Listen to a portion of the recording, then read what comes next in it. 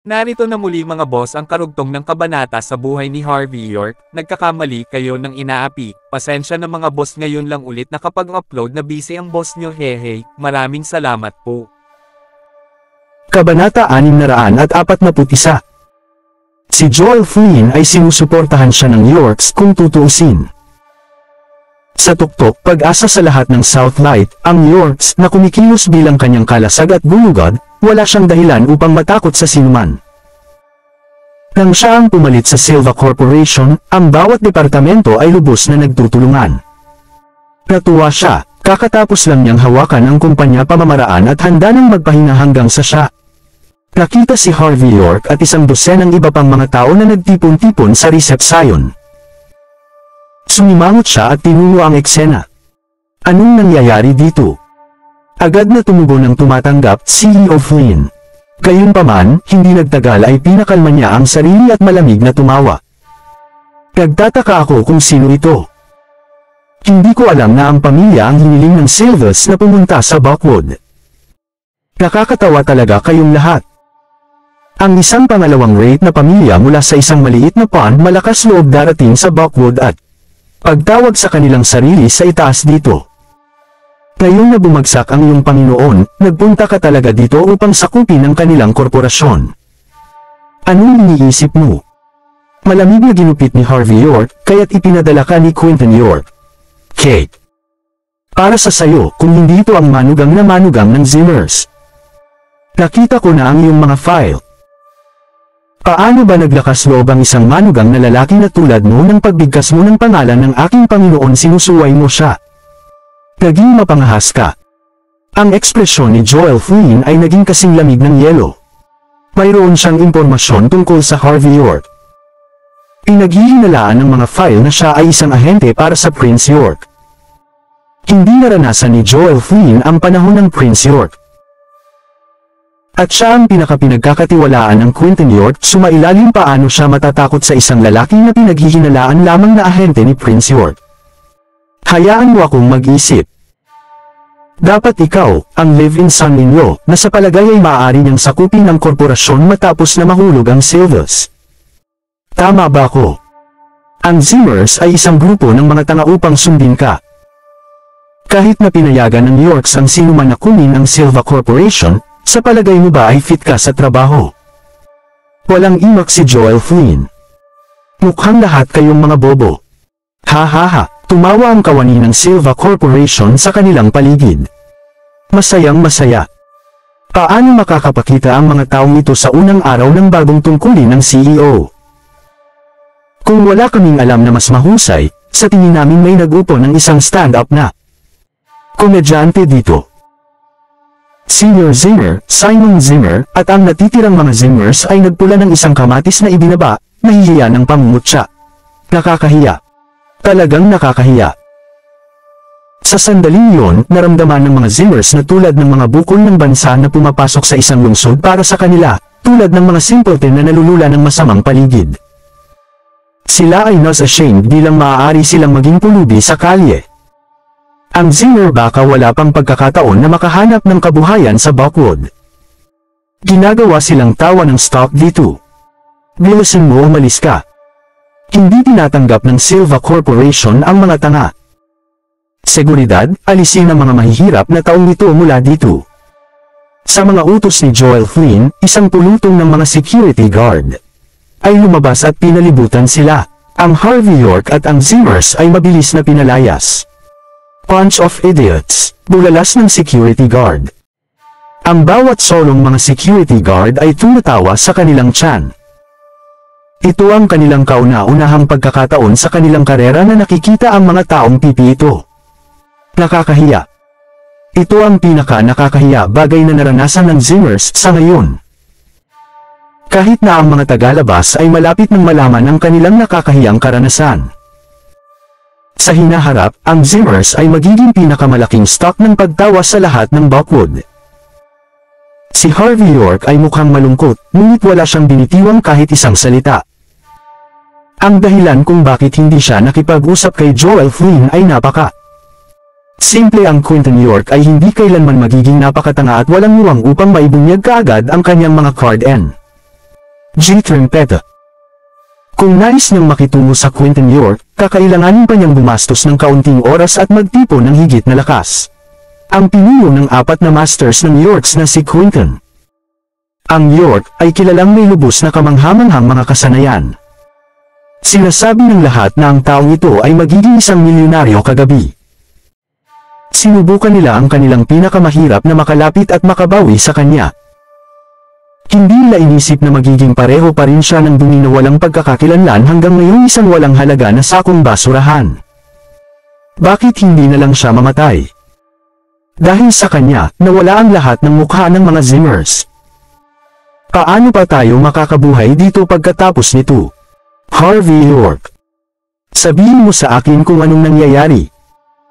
Pumunta ka dito upang sakupin ang Silva Corporation nang hindi mo na nakuha ang katotohanan ng totoo.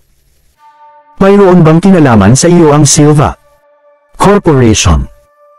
Sa tingin mo ay bahagi ka ng Yorks dahil lang sa mayroon kang parehong apelyido. Screw ka.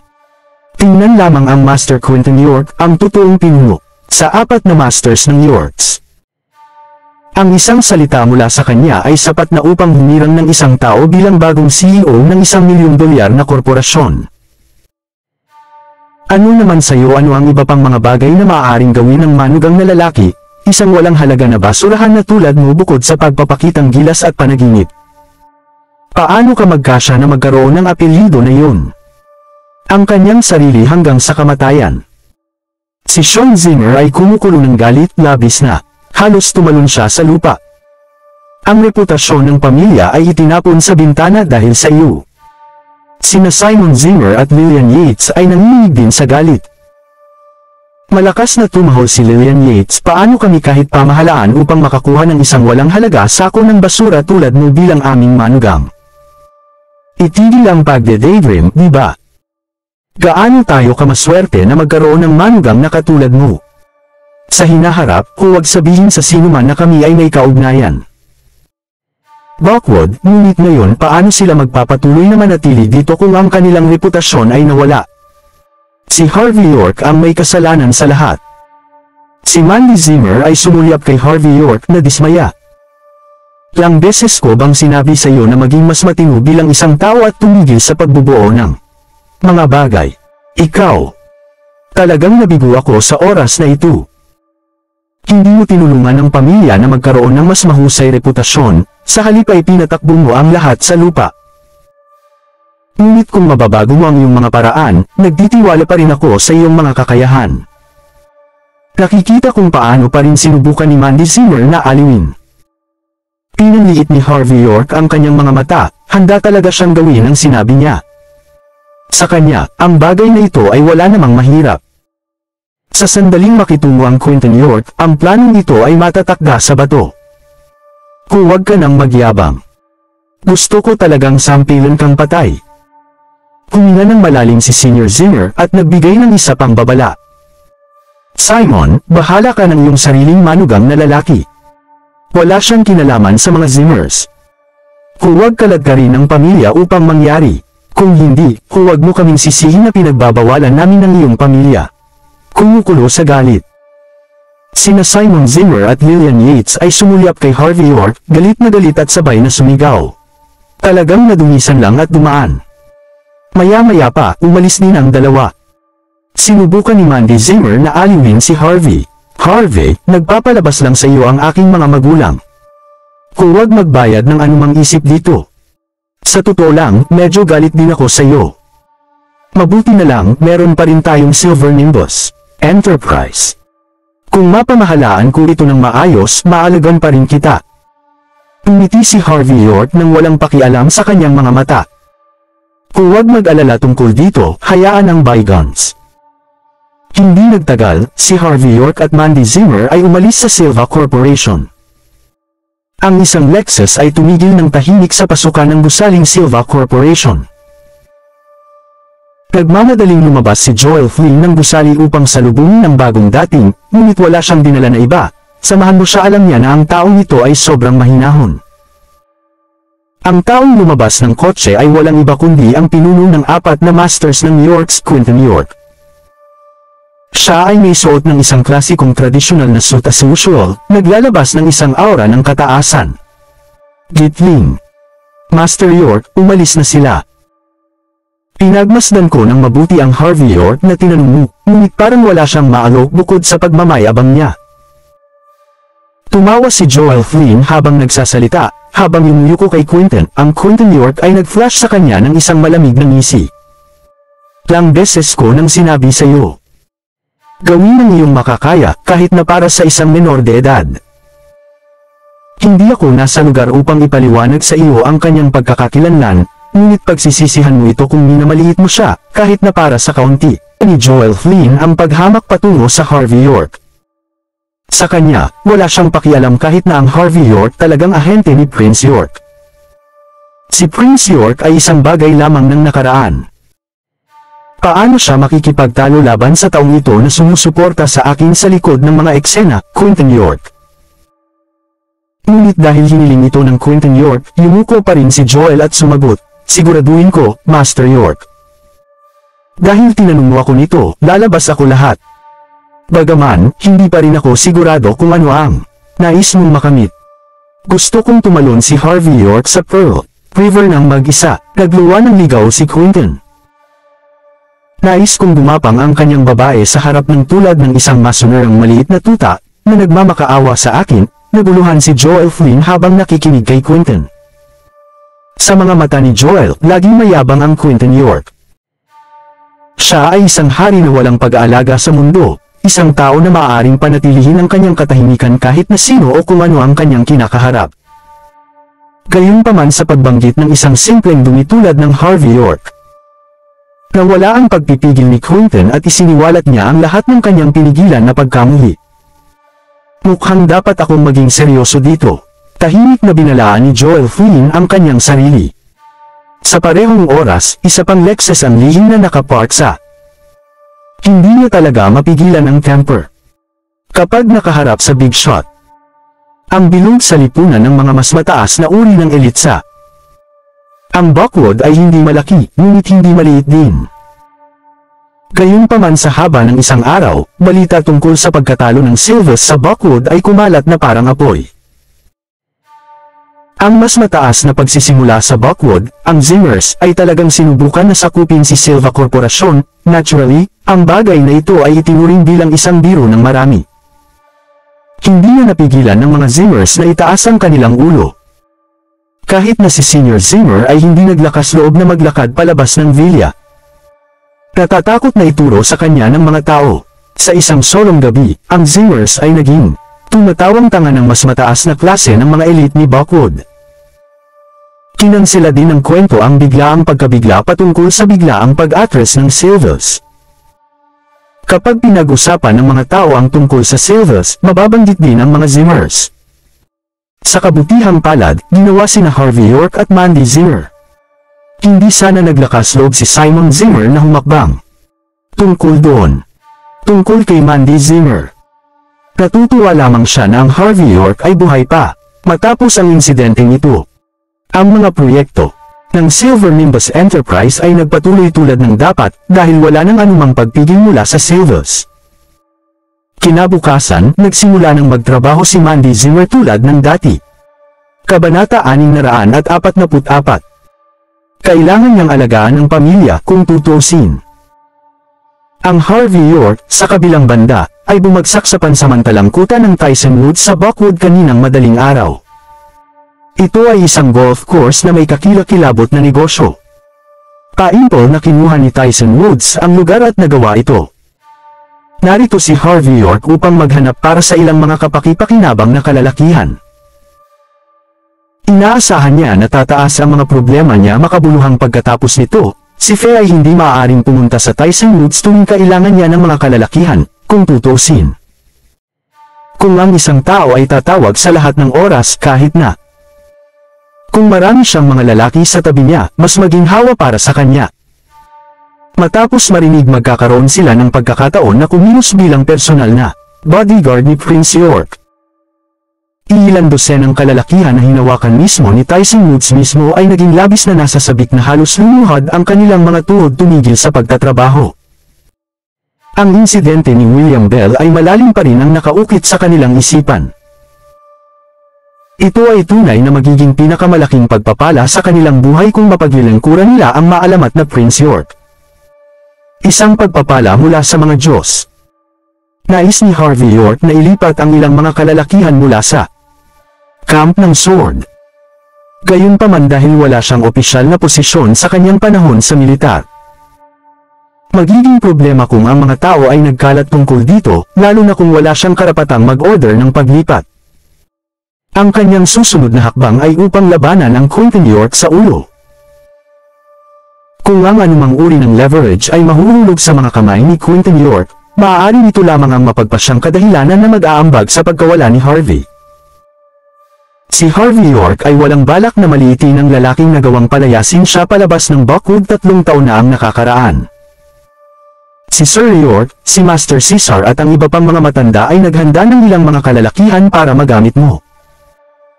Lahat sila ay maingat na pumili at dumaan sa mahigpit na pagsasanay sa nagdaang 3 taon. Ang ilan ay pantay mga mersenaryo na lumahok sa gyera sa gitnang Amerika. Pero hindi ko pa rin magagarantiyahan ang kanilang loyalty. Ibibigay ko sila sa iyo pagkatapos ko silang sanayin para sa kanila isang sandali. Pagkatapos ay nagbigay ng isang bahagyang tango. Tama.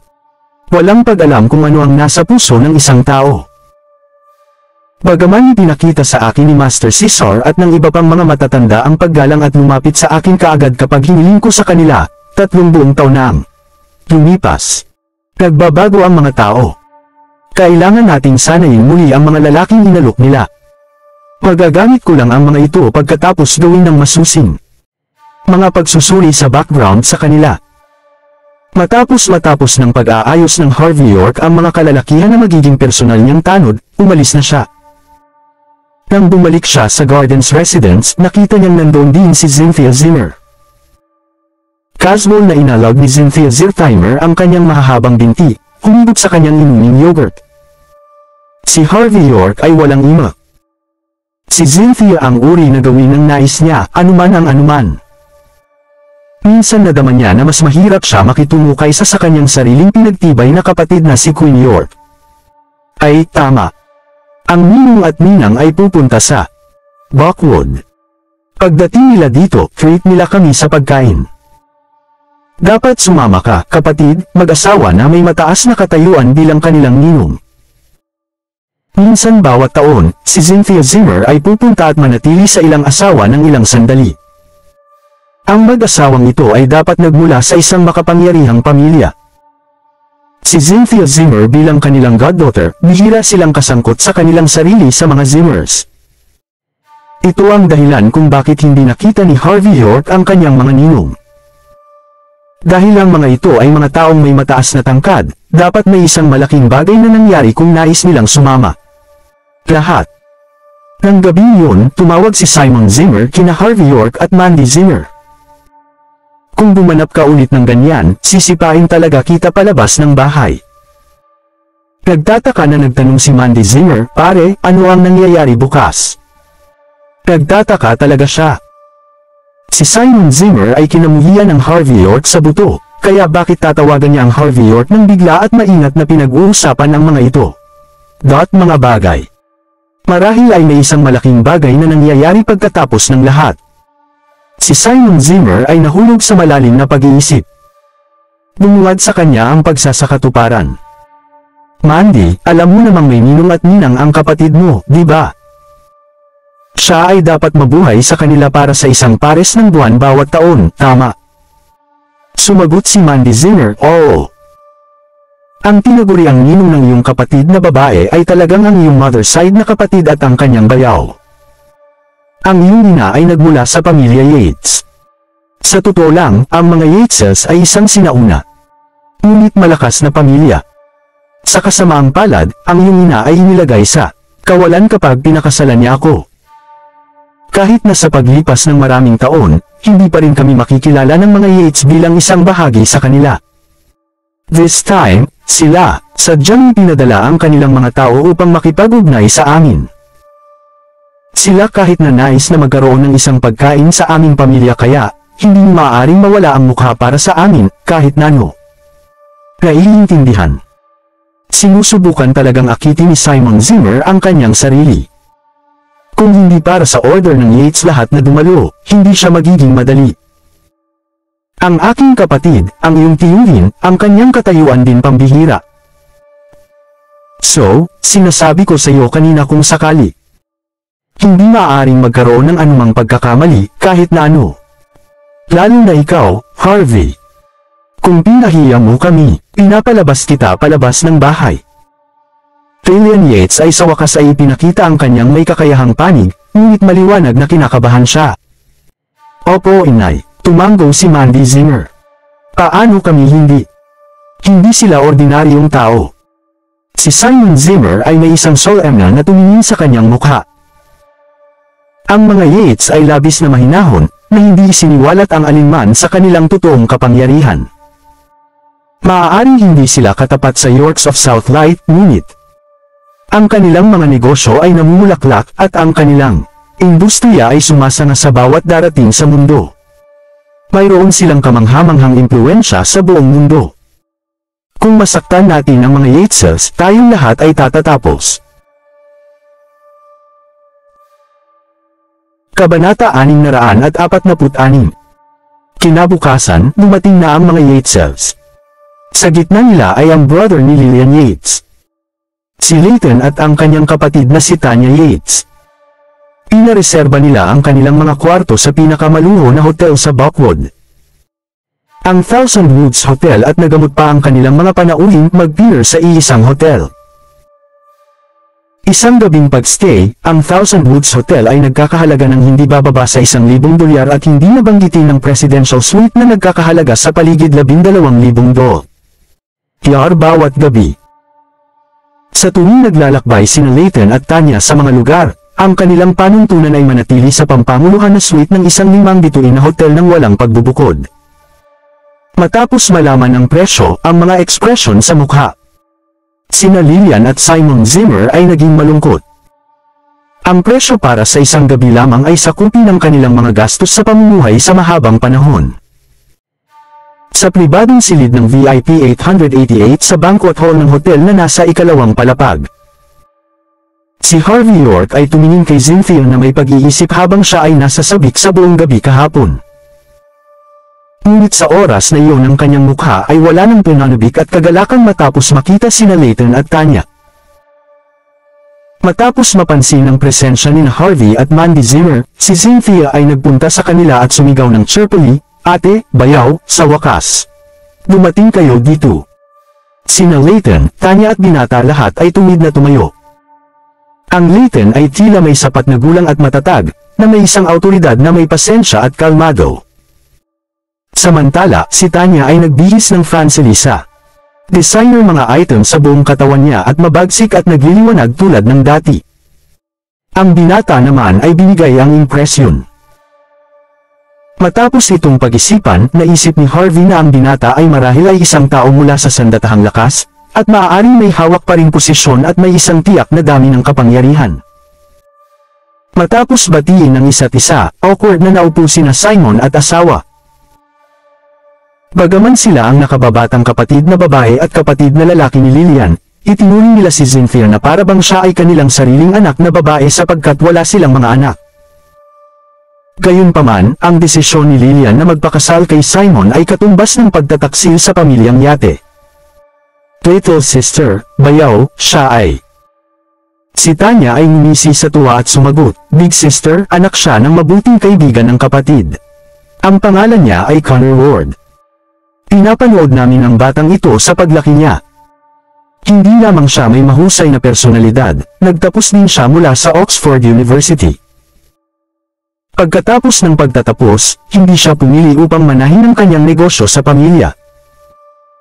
Sa halip, sumali siya sa militar at siya ay kasalukuyang nasa puwersa ng Golden Sands. Nanalo siya maraming kampyon na parangal sa loob lamang ng ilang taon sa hukbo. This time, ang dahilan kung bakit nasa Buckwoodis siya ay para sa sword camp. Iniisip ang kanyang sarili sandali, Harvey lang naalala na oras na ng taon para sa sword camp na kumalap ng mga bagong tao. Pagkatapos ng lahat, ang Sword Camp ay isa sa pinakamahusay sa gitna ng nangungunang siyam na tropa ng bansang H. Matapos nilang mapuksa ang American Delta Force sa battlefield ng Central America, sila agad na naging isang sagradong tropa kung saan ang mga kabataang lalaki ay inaabangan ng panahon na sumali. Maliwanag, nasasabik si Connor na sumali rin sa Sword Camp. At nang banggitin ng iba ang pangalan nito, ipinagmamalaki pa rin niyang itinaas ang kanyang ulo. Habang pinapakilala siya, magalang siyang bumati. Ngunit nang ang kanyang tingin ay gumala kay Mandy, isang masamang kislap ang lumitaw sa kanyang mga mata. Ang pares ng mga kapatid na babae ay tulad ng mga eye candies. Tio, Auntie at Sister Mandy, simula ngayon kung nahaharap ka sa anumang mga problema mahahanap mo ako kahit kailan mo gusto. Tutulungan kitang maayos ang lahat. Sinabi ni Ward na may kumpiyansa na may ngiti. Tumango si Layton Love bilang pagsang-ayon. Lumang Zinger, ang batang ito ay may malaking potensyal at tiyak na magiging isang makapangyarihang general sa sandatahang lakas, hindi nakakagulat kung siya ay naangat sa mas mataas na posisyon. Tumawa si Tanya Yates. Paano ang alinman sa mga taong pinangarap ko na magkulang?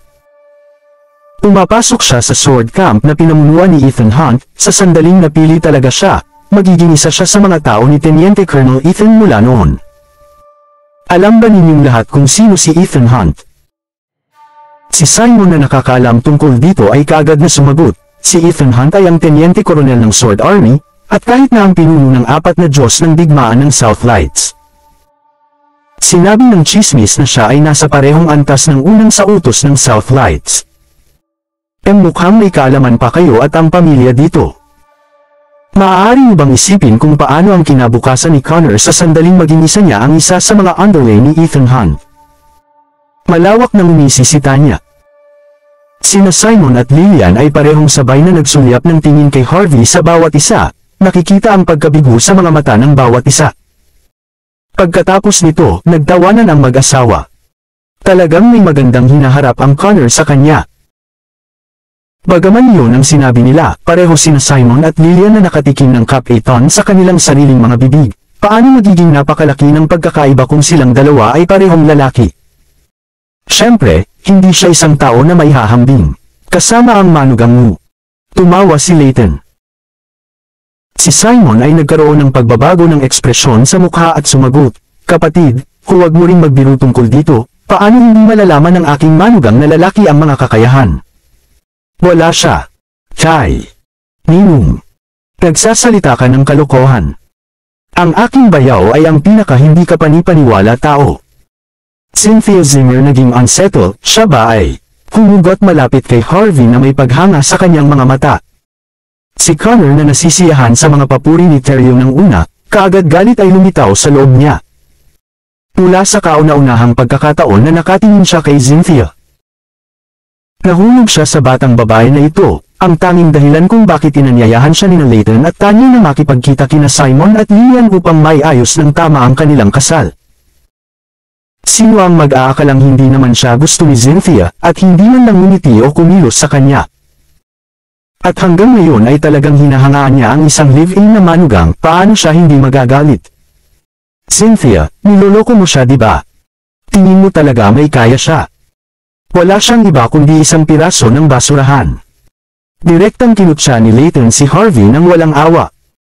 Oo, paano may kumpara si Connor sa isang tulad ni Harvey? Maging sina Simon at Lillian ay nag-chuckle at nagsalita. Bukod dito, siya ay talagang walang anuman kundi isang piraso ng basura. Agad na nais ni Cynthia na labanan, ngunit tinapik ni Harvey ang kanyang kamay upang hudyat na huwag na siyang magsabi pa. At ang kilalang eksenang ito ay nakita ni Connor. Sa sandaling yun. Galit na galit si Connor na siya marinisi ang ngipin sa mga usok na tumataas mula sa kanya katawan, gayunpaman. Siya pa rin ang isang kapansin-pansin pagkatapos ng lahat, pinigilan niya ang kanyang emosyon hindi nagtagal at ngumiti. Tio Layton. Tia Tanya. Ito ang aming magiging eksaminasyon sa pasukan kinabukasan bukas. Inaanyayahan kita na sumama at suriin ang kaganapan. Kung maswerte ka, maaari kang makilala si Lieutenant Colonel Ethan Hunt. Kapag nakilala mo na siya, tuwing nahaharap ka sa ilang mga problema na nauugnay sa mga opisyal pagkatapos nito, malutas ang lahat sa isang tawag lang sa telepono. Para sa pagsusuri sa pasukan ng Sword Camp, pinayagan ng mga kalahok na dalhin ang mga miyembro ng kanilang pamilya, at pinlano ni Connor na isama ang kanyang mga magulang sa una.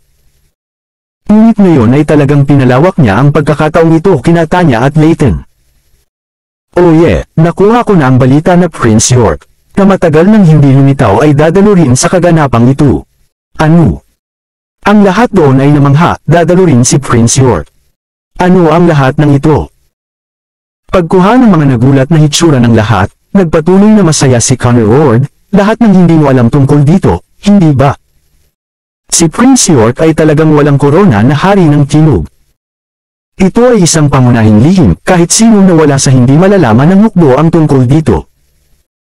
Mayroon itong alamat ng Sword Camp naglalakbay ng malayo sa gitnang Amerika upang labanan-laban. Ang Amerika. Prince York bilang pinuno ng 1,000 sundalo sa giyerang iyon laban sa 10,000 mga kaaway, at pinangunahan ng Sword Camp upang lipunin ang American Delta Force. Kaya't kahit na ang Prince York ay hindi isang tao sa sandatahang lakas, ang kanyang katayuan at kapangyarihan sa Southlight ay hindi may larawan ng isip sa mga normal na tao. Para sa akin, may karapatan lamang akong malaman tungkol dito. Papasok ako sa entrance examination. Walang malalaman ng mga tagalabas tungkol dito. Ano pa, narinig ko na 3 taon na mula nang dumalo si Prince York sa pagsuri sa pasukan ng Sword Camp, kaya't malamang nadadalo siya sa oras na ito. Ang lahat ng mga hukbo ng Timog, lalo na ang mga mula sa Sword Camp, ay tinatrato siya bilang Diyos ng sandatahang lakas. Bago ito, alam lamang ni Connor na mayroong isang mahusay na tao sa battlefield ng Central America na naging idolo ng maraming mga sundalo. Ngunit hanggang ngayon lamang nang siya ay nasa kampo ng hukbo ng Southlight hindi sinasadya niyang makuha ang balita na ang maalamat na Prince York ay walang iba kundi ang kanyang sariling idolo. At ngayon, ang kanyang hangarin ay magkatotoo, paano hindi siya nasasabik dito? Ano? Totoo ba yan? Hindi lamang natin nakikita si Lieutenant Colonel Ethan kundi pati na rin ang maalamat na Prince York. Sina Layton at Tanya ay parehong nasasabik hanggang sa halos. Ay ang pinakakagalang-galang na bagay kailanman. Oo, syempre makikita mo siya doon. Pagmamalaking bulalas ni Connor. Gayunpaman, ang Sword Camp ay nagtakda ng isang patakaran na ang isang sundalo ay maaari lamang magdala ng 3 miyembro ng pamilya sa pagpasok sa seremonya sa pagsisiyasat. Ay kapatid na si Cynthia sumali sa amin. Matapos ang kanyang pangungusap, ibinaling ng tingin ni Connor si Cynthia at may mukha siyang labis na kasiyahan sa kanyang mukha. Siyempre, tiyak na pupunta tayo pagkatapos. Mabuti. Kung may karangalan akong makilala si Prince York. Mula noon ay makakatayo akong tuwid habang naglalakad sa gitna ng mamayan, kahit si Tanya ay parang isang batang babae na malapit nang makilala ang kanyang idolo. Si Prince York bilang simpleng alamat sa Southlight, isang hari at isang Diyos din. Nagseselos ako sa iyo. Hindi rin tayo magkakaroon ng pagkakataong makilala ang Prince York sa buhay na ito at sa susunod din. Sina Simon at Lillian ay kapwa nakaramdam ng labis na paninibugho dito. Inaasahan din nila at inaasahan na makilala si Prince York. Ito ay isang awa na hindi nila magkakaroon ng pagkakataon. Si Mandy naman ay naramdaman na walang pakialam. Marahil ay dahil si Harvey ay mayroong palaging ipinagyayabang na siya mismo ang Prince York, kaya't hindi na niya iniisip ng gusto ang Prince York. Ipinagmamalaki ni Tanya ang kanyang kapatid na si ito. Nakakahiya na ang ganitong seremonya sa pagsuri sa pasukan ay hindi lamang para sa sinumang dumalo.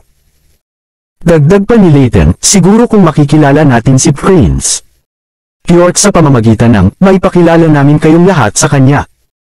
Kahit na may mga alingaw na si Mandy ay ang lihim na kalaguyo ng Prince York, gagawin sina Layton at Tanya huwag maniwala.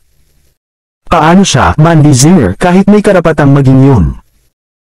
Hindi rin alam ng mga tagalabas kung paano nagdala ng mga regalong regalo ang York sa pamilya Zimmer. Sa sandaling yun, biglang nagsalita si Harvey. Entry examination lamang ito, hindi ba? Kung nais nating lumahok, maaari kaming dumalo anumang oras na gusto namin, hindi lamang talaga kami interesado sa walang katuturang kaganapang ito. Ang tono ni Harvey ay casual na ginawa nilang labis na kaibahan sa kanyang nakakagulat na mga salita. Ang kanyang pahayag ay nagawang maging pipi ang lahat sa isang iglap.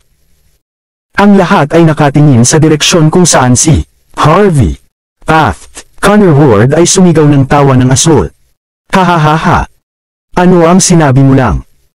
Maaari kang dumalo sa pagsuri sa pasukan kahit kailan. Mo gusto. Sino sa tingin mo ikaw? Tatawa ako hanggang sa mamatay ako. Hindi mo ba alam ang tungkol dito? May mga ilang tao lamang na kwalipikado. Tumahok sa pagsisiyasat sa pasukan na ito. Tanging ang pinakamahusay na 10 sundalo ng bawat distrito ng hukbo ang may pagkakataon na dumalo. Sa mga piling tao lamang na ito ay maaaring magdala ng 3 miyembro ng pamilya upang dumalo sa kaganapang ito. Isang simpleng manugang na lalaki at isang basurang tulad ng mga miyembro. Bukod sa pagkakataong ito ay partikular akong inanyayahan ng isang tao na dumalo sa kaganapan. Masasabi pa nga na kung wala ako, hindi nakakailanganin upang may sigawa ang pagsisiyasat sa pasukan na ito. Ang mga mukha ni Leighton Love at Tanya Yates ay agad na nagkaroon ng pagbabago ng ekspresyon habang tinitingnan nila si Harvey sa galit.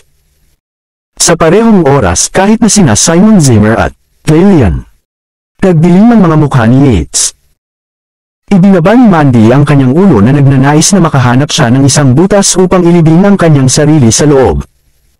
Gaano siya ka-outrageous? Hindi may sigawa ang pagsusuri sa pasukan kung hindi dahil sa kanya. Malakas na ngumuso si Connor at bulalas, isang biro. Sinasabi mo talaga na hindi ito maisasagawa ng wala ka. Sa palagay mo ba ikaw ay tenyente? Si Colonel Ethan o Prince York?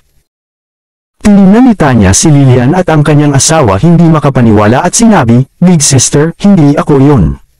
Nais na insulto ka, ngunit ang mga paraan ng iyong pamilya ay simpleng nag-aalala.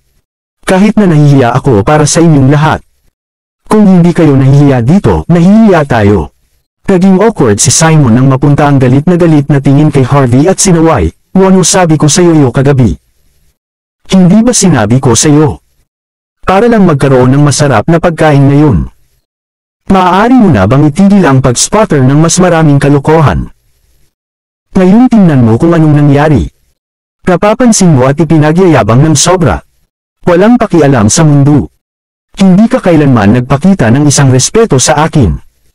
Kung alam ko ang tungkol dito, tiyak na hindi ka dadalhin dito. Palaging pinapahiya tayong pamilya. Matindi ang titig ni Lillian kay Harvey. Casual na sagot ni Harvey, sabihin mo kahit anong gusto mo. Dadalo pa rin ako sa entrance examination. Bam! Marihinghin ampes ni Leighton ang kanang kamay sa mesa at kumalabog, Simon. Ganito ba ang pamilya mo kilos? Ang iyong manugang na manugang ay wala ring kaalaman tungkol dito. Ginagalang ba niya tayo, ang mas matandang henerasyon? Ng iyong pamilya ay labis na pinahahalagahan na hindi namin maabot ang iyong antas. Tayo na, hindi na tayo kumakain. Sinusubukang kumilos ng lahat ng mataas at makapangyarihan sa harap ng pamilya Yates. Ha? Sino ang mag-aakala na ang pagtatagpo na ito ay magtatapos ng ganito? Ang pagtitipong ito ay orihinal na inilaan upang maging isang bagay na masisiyahan ng lahat, ngunit ang bawat isa ay naghiwalay ng mga paraan sa paghamak ngayon. Sina Simon at Lillian ay kapwa nga tulala. Nais nilang gamitin ang pagkakataong ito upang mapabuti ang kanilang relasyon sa pamilya ni Lillian. Sa tulong ng kanyang nakababatang kapatid, walang inaasahan na ang bagay na ito ay nasira. Sa sandaling yun, ang mukha ng lahat ay malungkot at asul na para bang natatae, hehe. Cynthia, pumunta ka at akitin ang iyong mga ninong at ninang upang hindi na sila magalit. Nagkamali kami ngayong gabi, humihingi kami ng paumanhin kapag hamupa ang kanilang galit. Sina Simon at Lillian ay kinilabutan, ano ang mangyayari kung magalit ang pamilyang Yates? Okay, maaasahan mo ako. Alam ni Cynthia na ito ay seryosong usapin din. Pagkatapos nito, nagkaroon siya ng isang puzzled expression sa kanyang mukha. Samantala, sumandal si Connor sa doorframe at malamig na tinitigan si Harvey. Inaasahan kong makita ka sa pasukan sa pagsusulit bukas pagkatapos ng bukas. Matapos sabihin ng kanyang inaasahan, kay abangan na umalis si Connor Ward sa bulwagan. Ang pag-iwan sa Simon Zimmer at ang natitirang sa bawat isa na hindi alam kung ano ang gagawin. Walang magawa na nagsalita si Lillian Yates, ng pamilyang Yates at Wards ay kapwa-respetadong pamilya na may mahigpit tradisyon ng pamilya, ang mga tao tulad ng baliw. Nagbigay ng kamatayan si Simon kay Harvey York at bellowed. Ikaw na basurahan, hindi lamang ikaw ay wala kang magagawa upang makatulong sa amin, sinira mo pa ang aming plano at pinahiya kami sa iba't ibang paraan. Nais kong patayin ka ng isang malaking sampal, matampal. Matapos ang kanyang panayam, sinubukan siyang sampilan ni Simon. Sa halip, mabilis na hinarang ni Mandy Zimmer ang sampal. Kung hindi dahil sa kanya, ang sampal na ito ay makarating sa mukha ni Harvey. Itay, nanay, hindi ito isang bagay na seryoso. Pagkalipas ng 2 araw kapag tumila ang galit ng tiyahin at tita hihingi kami ng paumanhin sa kanila. Paniwala ni Mandy. Hindi isang bagay na seryoso sa kanya, pinahiya namin ang aming sarili sa harap ng pamilyang Yates.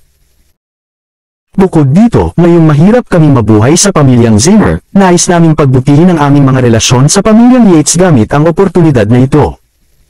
Ano na ngayon? Ikaw, Harvey York, sinusubukan mong pilitin kaming mamatay, hindi? Sigaw ni Lillian habang itinuturo ang daliri sa ilong ni Harvey. Walang kalab-anang sumagot si Harvey, Itay, nanay, hindi ako nagsisinungaling sa iyo. Dumalo talaga ako sa entrance examination. Hindi ito tungkol sa pagpasok mo o hindi. Ang issue ay pinahiya mo kami. At nanasaktan natin sila. Kaya paano kung dumalo ka sa kaganapan? Ano gagawin mo tingin mo ikaw Prince York? Tuldok, hindi. Isa ka pa ring basurahan. Galit na umol ni Simon. Idinagdag ni Lillian ang paglilipat, oo, maaari kang dumalo sa kaganapan. Ngunit kanino ka umaasa? Ginagamit mo ang iyong asawa upang dumalo dito pagkatapos ng lahat. Alam mo kung ano ang tinatawag nila sa labas. Tinatawag nila si Mandy bilang lihim na kalaguyo ni Prince York. At wala ka kundi isang tanga na gumagamit ng kanyang asawa upang makalapit sa mga malalaking shot. Ipinagmamalaki mo pa rin ito. Kakahihiyan. Si Harvey ay naging walang pagsasalita sa isang sandali at hindi alam kung iiyak o tumawa. Bakit siya naging isang tanga sa kanyang sarili muli? Siya, ang kanyang mga magulang pilitin silang muling maghiwalay. Kinabukasan, tumawag si Cynthia Zimmer kay Simon. Sinabi niya na ang kanyang mga Diyos ay hindi na nagagalit pa, ngunit iginiit nila si Harvey na humingi ng tawad sa kanila ng harapan. Ngunit ang lahat ng mga iyon ay kailangang iwanan hanggang sa katapusan ng pagsusuri sa pasukan. Wala pa silang oras upang mag-abala sa isang piraso ng basurahan tulad ni Harvey. Naririnig ito, pinakawalan ni Simon ang isang buntong hininga. Kasabay nito, inutusan niya si Harvey na humingi ng tawad kay Leighton Love at Tanya Yates ng harapan, o kung hindi man ay kailangan niyang hiwalayan si Mandy. Ibinigay sa kanya ni Harvey ang kanyang salita. Sa susunod na araw. Ito ang araw ng pagsusuri sa pasukan ng Sword Camp. Maagang binigyan ni Ethan Hunt si Harvey ng isang tawag sa umaga, na sinasabi na nais niyang kunin siya sa kagandahang Lou. Sinubukan ulit ni Harvey at tinanong si Simon at ang natitira kung nais nilang obserbahan ang sword. Ang pagsusuri sa pasukan sa kampo kasama niya. Sa huli, muli siyang na-scolded. Kahit si Mandy ay hindi makakatulong ngunit pinagalitan si Harvey para sa isang habang at hiniling sa kanya na huwag mag-spout ng walang kapardakan na yun. Sa kabilang banda, ang kampo ng hukbo ng Southlight ay partikular na nagpadala ng isang tao upang kunin ang Connor Ward. Sa katunayan, nagkaroon siya ng malaking reputasyon sa Golden Sands at ang hukbo ng Southlight ay may mataas na inaasahan sa kanya, na iniisip na magpalista siya sa Sword Camp. Sina Cynthia, Leighton at Tanya lahat ay sumunod sa loob ng kotse. Maging si Tanya, na mula sa isang kilalang pamilya, ay natuwa. Pagkatapos ng lahat, ito ay isang karangalan na magkaroon ng isang tao mula sa hukbo upang aktwal na lumapit at kunin ang mga ito.